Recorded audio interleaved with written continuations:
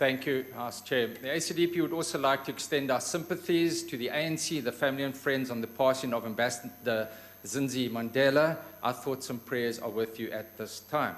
And we also appreciate the hard work that has gone into processing this bill, the net effect which will be a 43 billion increase, 11 billion to local government and 32.18 to national government. Obviously, provinces will have their budgets affected by the reprioritization, and we do appreciate, having studied the report, that the HIV, TB, malaria and community outreach grant has been increased by 2.8 billion. And it is critical for existing HIV, TB and malaria patients to receive the due care, whilst there's a lot of focus on COVID-19 patients. Patients suffering from other diseases cannot be ignored, and underlying comorbidities definitely make such patients more susceptible to serious, fatal COVID-related complications. And of course, the ACDP, like others, we are outraged by the revelations of what is happening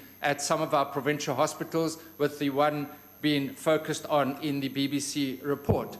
One doctor has said this is an epic failure of a deeply corrupt system. We are deeply concerned about the unusual number of stillborn infants at this particular hospital, and we are sure that it is more widely experienced.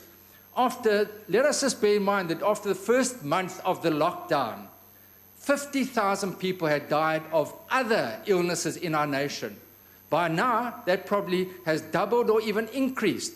HIV, AIDS, TB, malaria, and of course not detracting from COVID-19.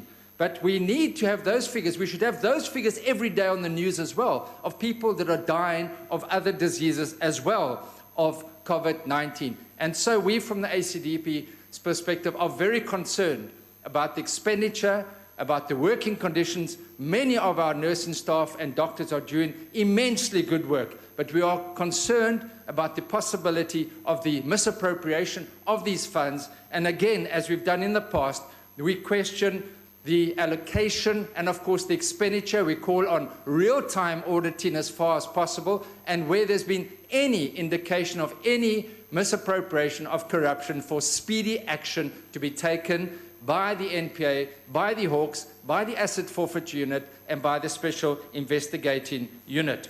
What we can ill afford now is that, in addition to the tragic deaths of thousands of people from diseases and the dire public financial situation, is worsened corruption and looting of state resources by government officials. We must act now. We must ensure that government is good stewards of these funds and that we exercise due oversight to protect that funding. I thank you.